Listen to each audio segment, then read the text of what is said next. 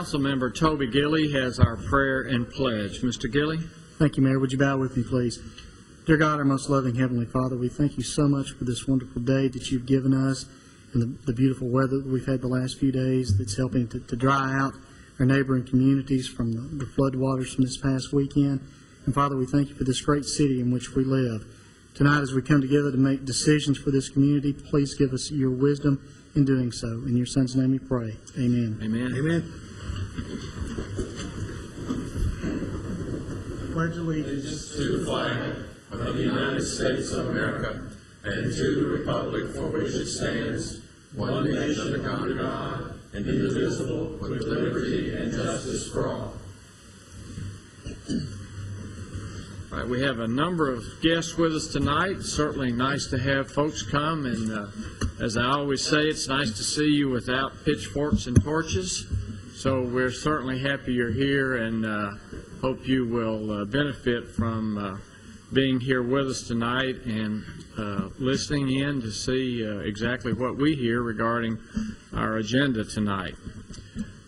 First thing I would like to do is welcome Mary Scales, who is with us tonight, a former council member, and we are certainly happy to have you here, and we know why you're here, because we have a beautiful daughter of yours here who has joined us on the council, and we're certainly happy to welcome Madeline Scales Harris to our city council. Madeline, thank you. Welcome, and we certainly look forward to serving with you. We thank your mom for being here too. And we have a number of other folks who are with us, and we appreciate all of you being here too. First thing that we have on our agenda tonight is a report from the city recorder with regards to the official certificates of election and oath of office administered by the Honorable Judge Don Ash on May the 3rd, 2010, for the newly elected mayor and city council members. Ms. Wright? Mayor, I'd like to inform the council that we have received the official certificates of election for the new council members, Mrs. Scales Harris, Mr. Shane McFarland, Mr. Doug Young, and you, Mayor. And the oath of office has been given as required by our charter. All right, so please let the record state that those election results are final and that those oaths have been administered to the council members that were elected and to the mayor also. Do we need a motion on that, Mr. Ives? I don't believe so. Thank you. All right, good. Then the city council now has an opportunity to elect a vice mayor. Vice Mayor Bratcher has served for a number of years, and certainly been a pleasure to serve with him. And if there are other nominations, that would be good, or if there's a nomination to re-elect Vice Mayor Bratcher as our vice mayor. Mayor, I can think of no one better to be in charge of vice. I mean, to be the vice mayor than Mr. Bratcher, and I would nominate him as such. I didn't even have to campaign. Yeah. Yeah. Nominations have a seat. Right. You're not first. Is there a second? I second. All right, you have a motion and second. Any other nominations? If not, Ms. Wright, please call the roll. Mr. Bratcher. Pass. Ms. Scales Harris. Yes. Mr. Gilley. Aye. Mr. McFarland. Aye. Mr. Young. Aye. Mayor Bragg. Aye.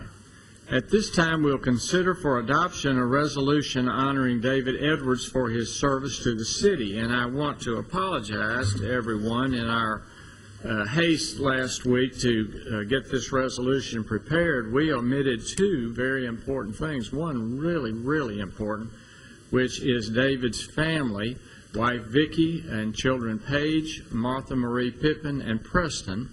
And we did not mention that, Mr. Edwards, so I apologize to you for that, and we want to correct that, and we also want to reflect your service as a board member on the Tennessee Municipal League, where you served very ably, and I enjoyed serving with you. So my apologies for leaving those two things out of our resolution last week, and I would like this week to present that new resolution to the council, and with their motion and adoption, we will make sure that that is presented to you at an appropriate time And we appreciate your service. And again, I want to apologize to you for leaving out some very important details. And your wife, Vicki, is sitting there, and she's not burning a hole in me yet. So I really do appreciate her being very nice about it. So, council members, I submit this resolution to you and ask that you adopt it. Is there a motion?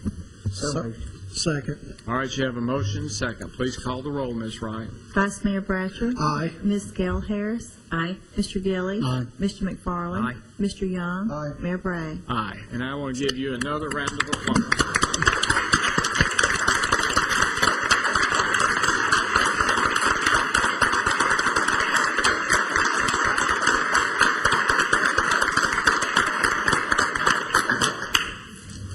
Thank you, council members, for helping me rectify that error.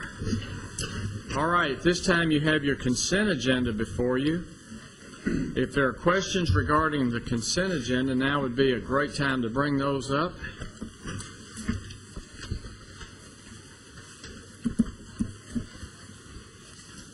And if there are no questions, I'll accept a motion.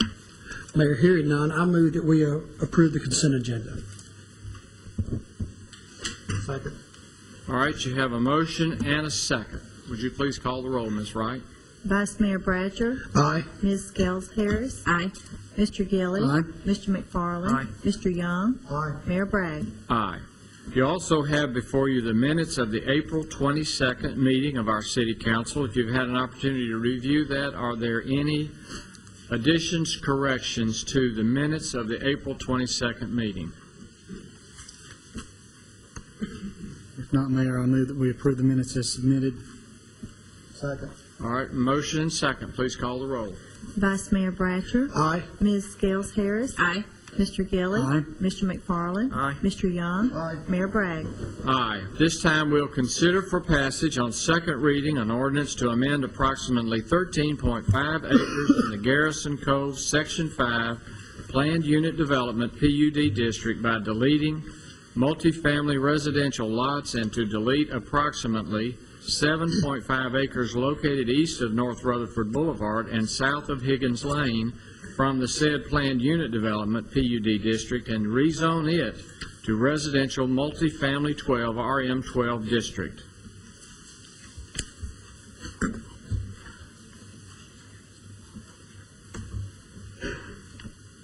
Is there a motion? Move to be approved. Second. Motion on second reading. Please call the roll. Vice Mayor Bratcher. Aye. Ms. Gale Harris. Aye. Mr. Gilly. Aye. Mr. McFarland. Aye. Mr. Young. Aye. Mayor Bragg. Aye. This time we'll consider a renewal of a certificate of compliance for Rabina Jaffer Borough Liquors located at 3210B Memorial Boulevard. Ms. Wright? Mayor, this is a state requirement that is done every 2 years by an existing store with a license, and she has met our requirements for this to be approved. All right. Any questions from the council? Mayor, I move it be approved. Second.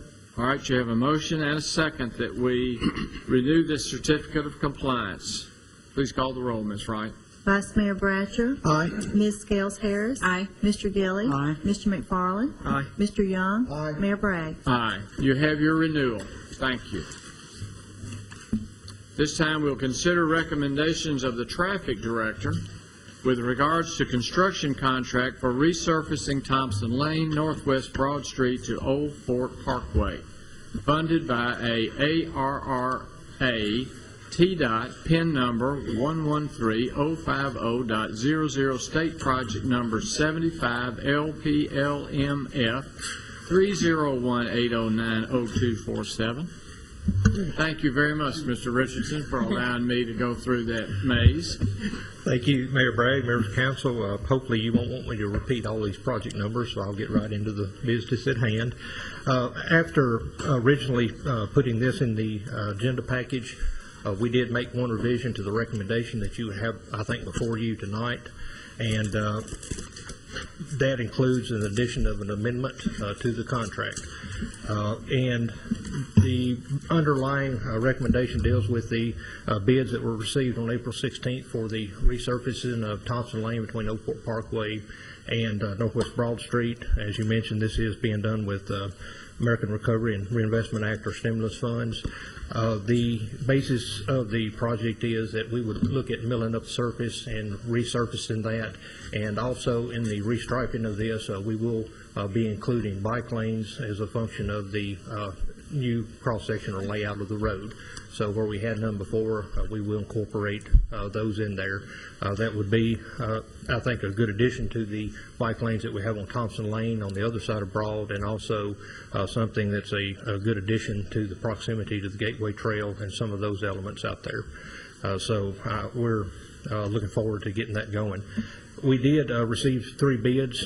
They were presented by Hoover Incorporated, LoJack Enterprises, and HMA Contractors. The low bid on this project was submitted by Hoover in the amount of $521,166.90. This is compared to the estimate that we had for the project, about $569,000. So it did come in a little under, and we're happy to see that.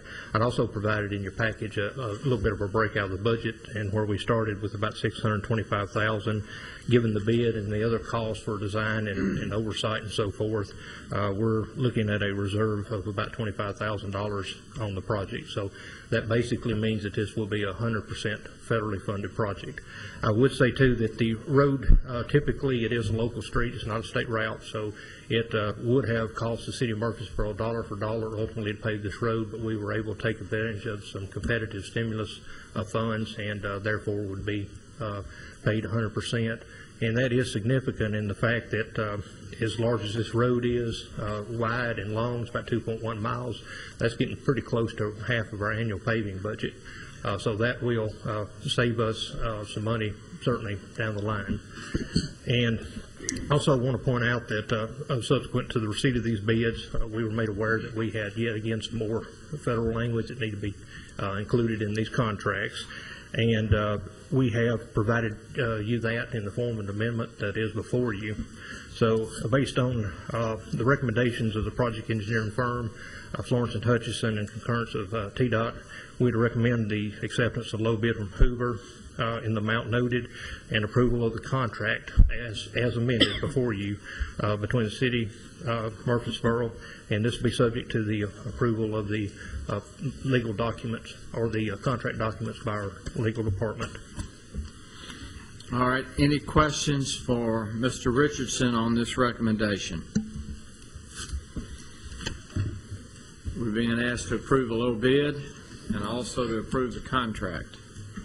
Are there any questions? Mayor, I move we approve the low bid. Second. All right. You have a motion to approve the low bid. Any questions? Call the roll, please. Vice Mayor Bratcher. Aye. Ms. Scales Harris. Aye. Mr. Gilly. Aye. Mr. McFarland. Aye. Mr. Young. Aye. Mayor Bragg. Aye. And then is there a motion to approve the contract? So moved. Second.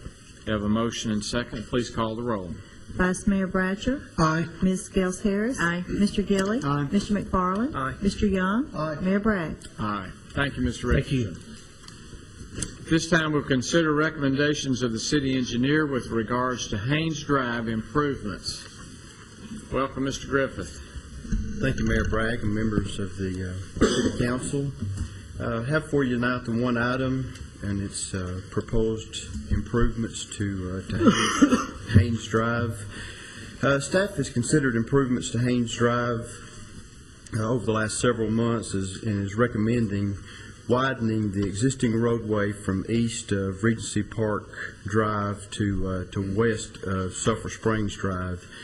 And but what I mean by widening is actually to adding an additional center, or adding an additional lane which will serve as a center turn lane, basically for the both into Regency Park Drive and into Sulphur Springs Drive.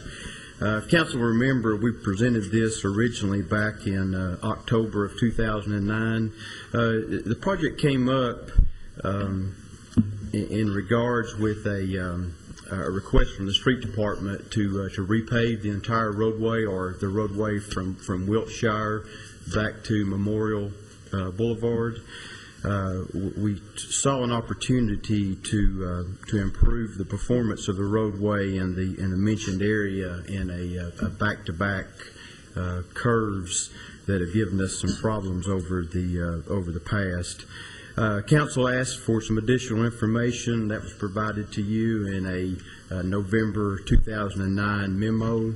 We've also met individually with several, met or spoken by phone with individually with some of the residents that actually border on the area that's going to be widened. We feel like the proposed improvements will help us in several areas. It'll add super elevation or banking of the roadway, which will increase the force that hold the cars on the road. We've gotten police accident reports, concerns from adjacent homeowners. Matter of fact, spoke with a gentleman today where a car actually ran off the road and ran through his garage a few years ago. The super elevation or banking will also improve drainage of the water runoff of the roadway. Obviously, 70-80% of our accidents that happen are happening while the pavement's wet. And really the condition of Haynes Drive now tends to want it to be able to hold some water. We'd like to see that to sheet flow off. We'd like to provide 2-foot shoulders on either side of the roadway to help avoid driver drop-offs, the tires dropping off the edge of the road, and overcorrections, which tend to lead to accidents. And we're also going to increase the pavement thickness through here, which will, we feel like will improve the overall life of the roadway. Typically in curve areas, we see a lot more tire pressure, and I think it will bear it out if you drive through that section of the roadway. It becomes warped and rutting occurs. We feel like we can improve this with an improved thickness. And then lastly, the center turn lane just in between these two sections will improve an operation problem we have there. Primarily at Sulphur Springs Road, but we want to take the advantage of Regency Park, obviously a big subdivision. We'd like to be able to go ahead and extend it to include that. As I mentioned, the proposed improvements will be flattening of the existing horizontal curve, providing super elevations to the curve, and adding the center turn lane. We do not propose to add curb and gutter or sidewalk with these improvements. Once the widening project is complete, the street department, as I mentioned previously, is scheduled to come in and resurface the roadway from Memorial Boulevard to Wiltshire Drive. Any further improvements to Haynes Drive in the future should be further studied and recommended as part of the city's major thoroughfare plan, which I understand from our traffic director, Mr. Richardson, is once the new census information comes out, we'll be looking to update the 2025 major thoroughfare plan. I've got some more information as far as a little bit of right-of-way that we'll have to purchase for the project, but I might stop there and ask if there's any questions regarding the project itself. Any questions from the council regarding what Mr. Griffiths has talked about so far? Mr. Gilley. Chris, when we dealt with this issue back in October, I think we talked, and I know you said you had talked to some of the folks who own property this will directly affect. But what I kind of hope we would have would be more like a neighborhood meeting like the planning department does sometimes, invite all the neighbors who live up and down that entire corridor. Was that ever done? It wasn't a formal meeting, and I apologize for that. It was my misunderstanding. A formal meeting wasn't held with the actual, and we do it with a lot of our road widening Right. projects. We really, we saw this as more of as say a maintenance project as far as being able to improve a situation where we were having accidents, and tried to confine it just to the affected areas. I will tell you that I've spoke with a lot of the folks in the impacted area itself and had very favorable response for them. Obviously, they're concerned about well, they've mentioned everything from kids playing in their yard and you know the actual cars going through the house. But I have not. And really, it was still a little early in the process. If you remember, back in 2005, the City Council approved looking at the entire roadway, and we had settled on a 3-lane section with bike lanes. And we were really just getting into that, came up with a pretty good design that we liked, that we felt like that we could show the public. And really, the road just deteriorated to such a condition that we didn't feel like we could wait any longer. It's probably our most, I know you guys ask me often as far as some of the worst areas as far as paving. I would say that this would certainly be either first or second in the city. And so we really saw really the repaving of it was driving the project, and we saw an opportunity to just in this small section to add a turn lane and to add some actual super elevation to the road. And I don't think anyone would disagree that it needs to be repaved. It's the other items we're talking about. And back in October, there were some folks who felt that perhaps that changing that elevation would actually give cars the ability to go even faster through there. Have you been able to look into that? Well, it's certainly speed control is something that we battle all over the city. I can tell you that there are some curves just more towards the Thompson side that controls the speed somewhat through here, but speed is always a factor. But I guess I would hesitate to have a poor performing roadway as a measure of controlling speed. I would prefer to get it up to the adequate design speed, and then let's work with the police force to control the rate that folks are coming through. That's my goal. I can tell you that strictly from an engineering side, there may be differences to that. Other questions? Now, the difficult situation, I think, with this is that the problem is that Haynes Drive is used by cut-through by a portion of our population, and the folks who actually live on Haynes Drive that houses front this, I don't think really want this. It's the folks who use it as a cut-through that really benefit from it, and that's where I'm really torn about this. I just don't know that it's right. So I realize it needs to be repaved, but to place something on an entire neighborhood, and I felt this way about DeJarnick too, when the neighbors who have to live with it don't want it. And that's a valid point. I guess it's hard to control traffic as far as obviously we take a lot of pride in the fact that our roads we try to maintain to an acceptable standard, and the fact that they're open to all drivers. I know Haynes Drive, we've worked with in the past as far as trying to keep trucks off of it. I think that's been more of a area of just because of the condition of it as much as anything. But it is there's no disagreement that it is a viable alternative to go from Thompson to Memorial, and it's used especially with the school systems to the north of it with the Siegel high school and middle school and elementary school. And I know that peak areas of traffic time typically a lot of times do drive water dome with streets, but if you think about it, this is one of those roads that if I travel it between 7 and 8:30, there's heavy traffic on it, and from 4:30 on.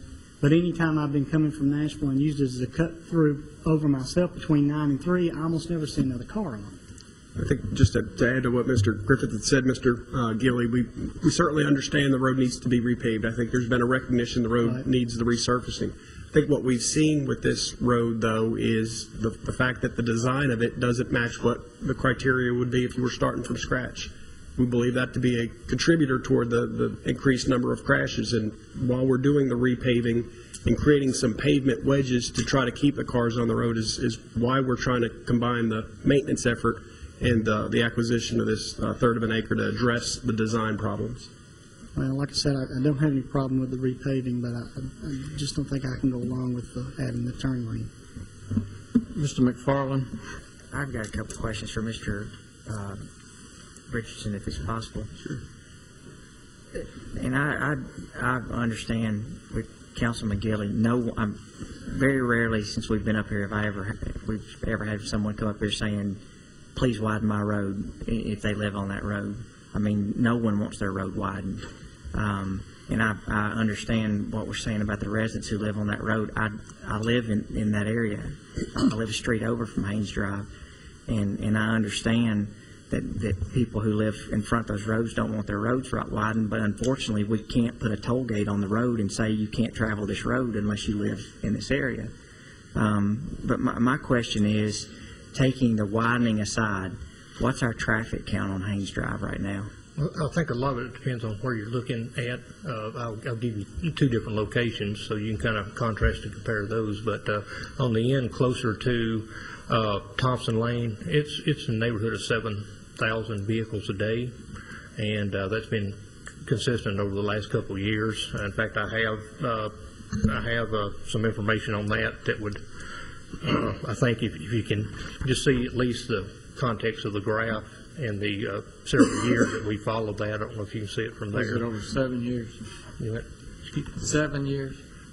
this goes back to basically 1988. Okay. So if you look at that trend, that's really what we're looking at.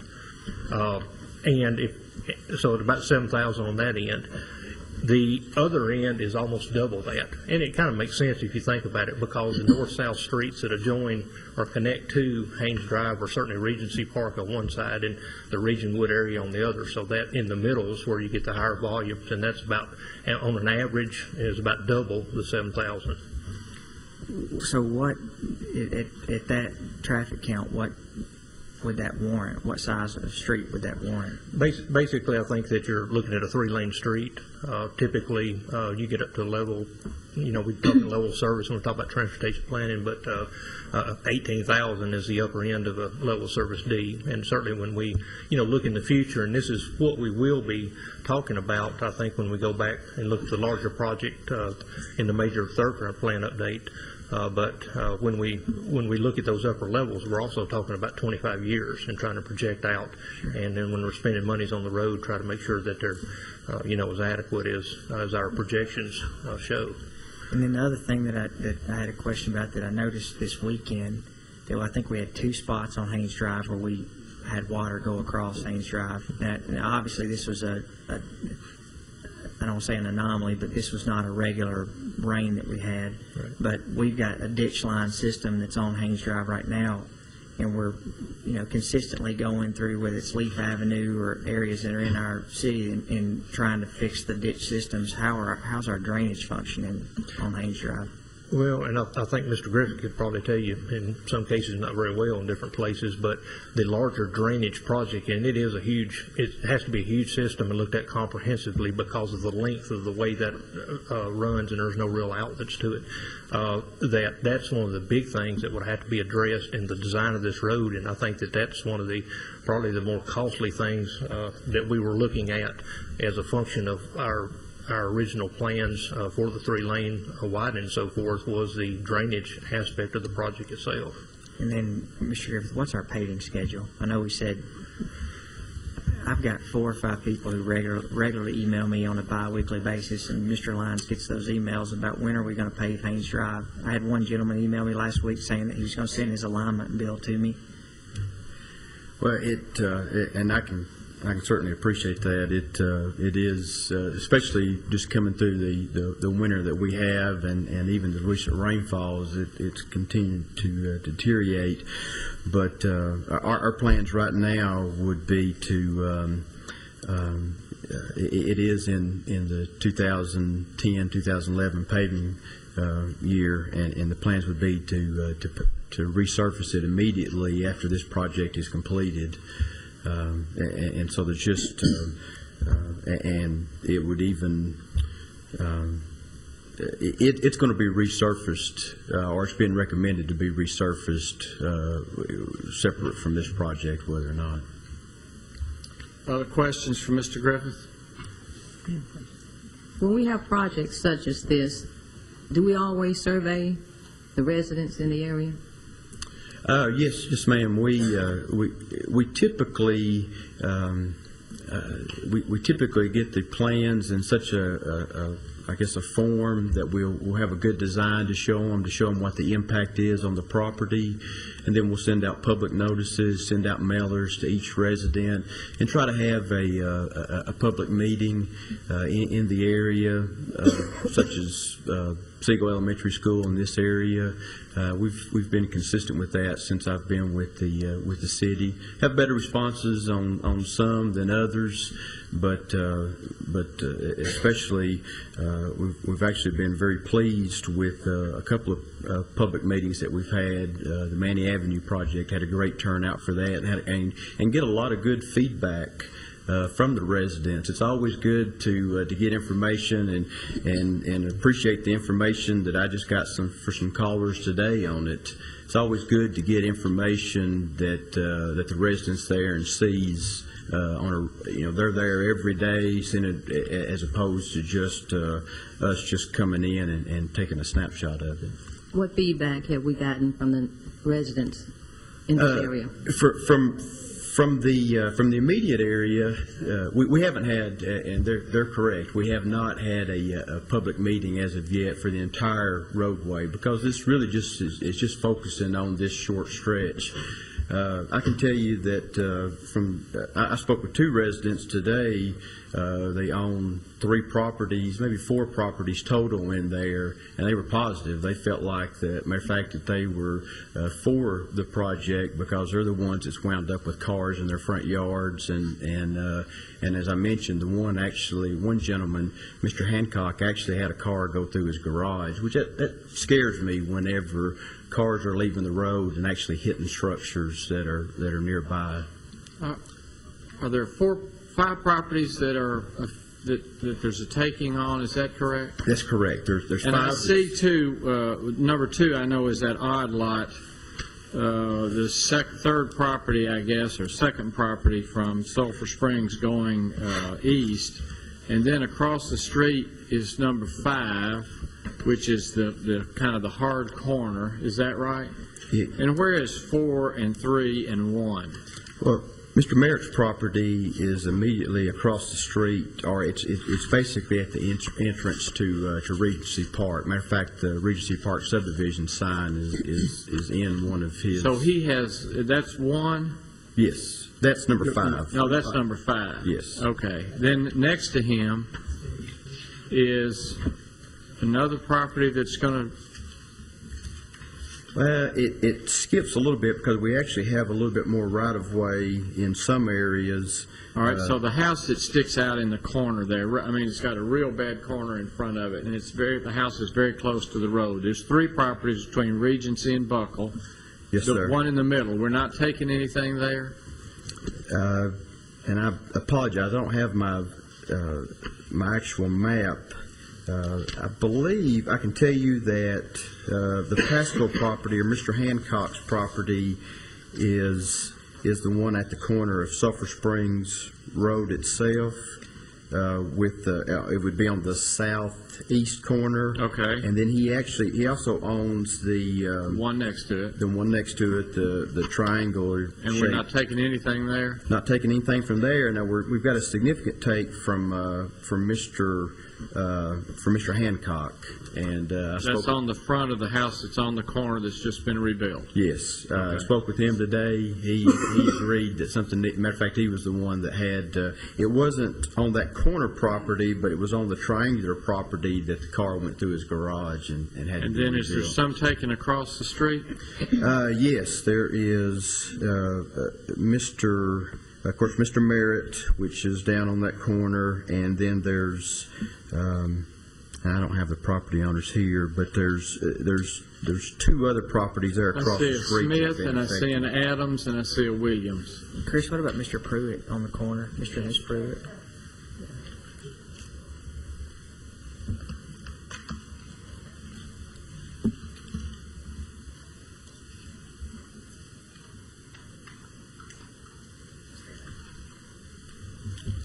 I believe Mr. Williams was directly across the street from our kind of catty corner there to Mr. Merritt, but I apologize, I didn't bring the property map.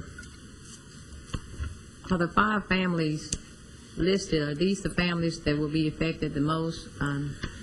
Yes, those are ones that will actually have we'll have to purchase right away from them in order to do the project. Have we spoken to all 5 families? We've met with I spoke with our right of way the fellow that purchased our right of way, and he felt like we had been able to speak with all of them, but one we haven't been able to get in contact with. Mr. Gilly? Mayor, I don't know if it's the only one or not, but there is one lady in the back tonight who thinks she's a property owner that hadn't been contacted. What I would like to suggest, and Chris, your department is always so good about communication with the public on projects, and I know there's a timeline you were trying to strive for, coinciding with schools being out and so forth, but I would really like to see us defer this just a couple, 4 weeks to have an actual neighborhood meeting at a school like you talked about, and perhaps also give a chance to get some actual empirical data, maybe from the police department, as the correlation between crashes on the road versus the layout of the road, that being the cause of it. We've one part of that we've already gotten. We've already gotten we've actually gotten requests from the police department to do something. And perhaps share that with the residents when you're getting their input Okay. on it too. And I know, like I said, and I really appreciate the timeline that you're trying to be on, where it's the least amount of effect it would have on the traffic patterns. But at the same time, if, like you said earlier, it's our normal practice to do that, and I think you've got neighbors here that would like to see that done, that would be my suggestion. I would like to see us be consistent. I think I heard earlier that when we did the project on DeJarnett, we did survey the residents and have, I think you said, a public meeting. I'd like to see us be consistent in this project also. I understand. How long do you think it would take you, Chris, to be able to put together and have the public meeting? We certainly, there's no really time frame as far as our advertisement. Certainly within 2 weeks, we could have a meeting and come back. I'd be curious to, as far as the information that you'd like to see back from the meeting, as far as the, obviously we can, I guess we can get folks' input as far as what they'd like to see, whether to do this widening project or not. Or if they have other suggestions that maybe we haven't thought about that would impact them less but still help achieve some of the goals that we have. And I know you all have looked at it as much stuff you could possibly think of, but it never hurts to check and see if the folks who are going to be most impacted might have some other input for that. Sure, and I think that would be a great forum, because we've looked at, I think the mention was a traffic circle in that area. We've certainly looked at that. We've looked at some folks wanted a stop sign put up. We've looked at that, as Mr. Richardson has, as far as the impact it would be to the traffic flow. So we can, I think that would be a good forum to actually to give them that information. And Mr. Griffith, when you're looking at that, I think it would also be good to look at the intersection of Sulphur Springs and Haynes, especially coming down Sulphur Springs and taking a left on Haynes, the sight line that we don't have there when you're trying to make a left with everyone coming from Memorial Boulevard. So, and maybe explain where we are on that. That's a tough left turn going there. We can certainly do that. Haynes Drive has been like it is for a long time, and hopefully another couple of weeks to make sure we get it right for the folks that will be impacted by it.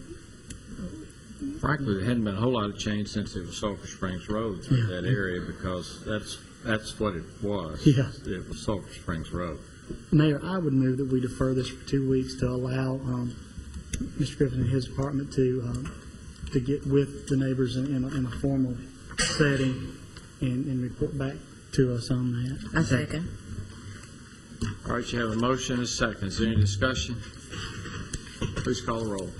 Vice Mayor Bratcher. Aye. Ms. Scales Harris. Aye. Mr. Gilly. Aye. Mr. McFarland. Aye. Mr. Young. Aye. Mayor Bragg. Aye. At this time, we'll consider recommendations of the city manager with regard to the assignment of a contract between the city of Murfreesboro and Traffic Packs Incorporated to American Traffic Solutions and an extension thereof. Welcome, Mr. Crumley. Thank you, Mayor. Thank you, Council.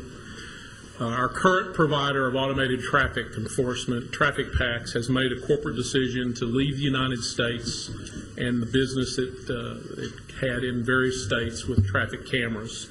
They have negotiated with American Traffic Solutions of Phoenix, Arizona, the agreement to purchase certain assets of Traffic Packs, including the contract here in Murfreesboro. We'll make 2 recommendations to you tonight. First recommendation, our current contract requires an assignment before anyone else can take over that agreement. We recommend to you that you do assign our current contract from Traffic Packs to American Traffic Solutions. The contract presently expires June 30th. That does not give staff sufficient time to evaluate American Traffic Solutions as a long-term provider. We're asking that you also agree to extend the contract for 7 months till January 31st of 2011. By then, the staff can do its homework, determine if American Traffic Solutions is the provider that we want in the city. If not, then we will have time to do requests for proposals and go out and seek other vendors for the automated traffic enforcement. If you have any questions, I'll be glad to try to answer them. Questions for Mr. Crumley regarding this assignment and the extension of the contract?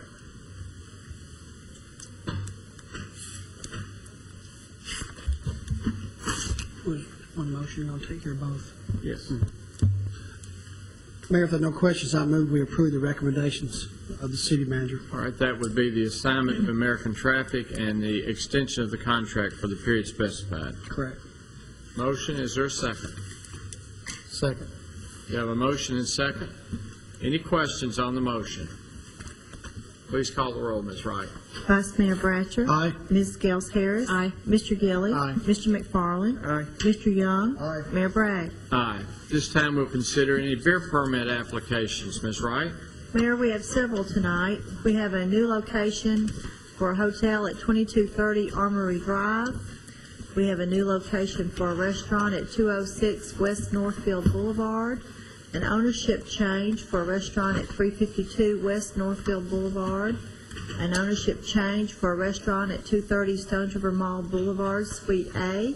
And a special event, actually, it was a change of venue for the Chamber of Commerce. It's been moved to 814 Memorial Boulevard. All right. All of these appear to meet the requirements. Is there a motion that we accept? Move to be accepted. Second. Motion and second. Please call the roll. Vice Mayor Bratcher. Aye. Ms. Scales Harris. Aye. Mr. Gilly. Aye. Mr. McFarland. Aye. Mr. Young. Aye. Mayor Bragg. Aye. You have before you a revised list of the statements to be considered for payment. Are there any questions regarding those bills to be paid?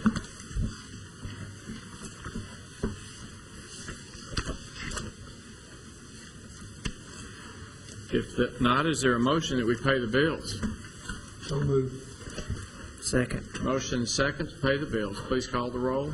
Vice Mayor Bratcher. Aye. Ms. Scales Harris. Aye. Mr. Gilly. Aye. Mr. McFarland. Aye. Mr. Young. Aye. Mayor Bragg. Aye.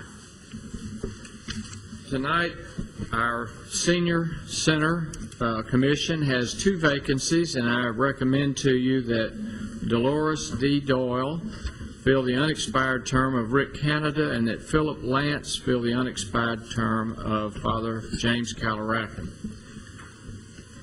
I make that recommendation to you to fill these 2 seats on the St. Clair Street Senior Center Board. I move we approve the recommendations of the mayor. Second. All right, you have a motion second. Please call the roll. Vice Mayor Bratcher. Aye. Ms. Scales Harris. Aye. Mr. Gilly. Aye. Mr. McFarland. Aye. Mr. Young. Aye. Mayor Bragg. Aye. This time, is there any other business from the council or staff to come before the council? I have one item, Mayor. Mr. Lyons. It is getting that time of year to begin setting up the roadmap for review of your annual budget. That budget is due to you by May the 15th, and I have it to you before that date, but I do want to get some dates in the calendar so that the city could properly advertise those meetings should any member of the public wish to attend. I've put a memorandum before you, and looking at your calendars, looks like Wednesday, May the 19th at 4 p.m. and Thursday, May 27th at 4 p.m. are available. Set forth the budgets that we'd review on those evenings. We also have Monday, June the 7th at 4 p.m. and Thursday, June the 10th at 4 p.m. As dates to review the budget, should that be necessary if we don't get it through the first 2 sessions. And that we would also conduct our required budget public hearing on Thursday, June the 10th at your regular council meeting. All right, council members, I believe you've had these dates. I hope you have. I think you have. If you've had an opportunity to review this tentative schedule, are there any questions or comments regarding the suggestions for these dates and times?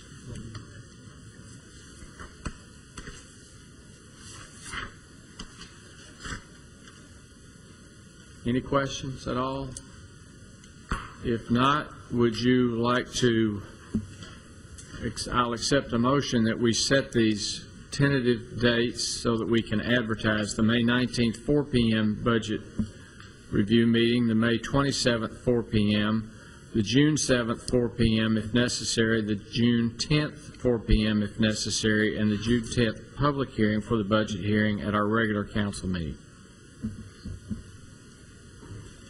Is there a motion? So moved. Second. All right, you have a motion and a second. Any questions? Call the roll. Vice Mayor Bratcher. Aye. Ms. Scales Harris. Aye. Mr. Gilly. Aye. Mr. McFarland. Aye. Mr. Young. Aye. Mayor Bragg. Aye. Thank you, council members. Is there any other business from the council or staff to come before the council?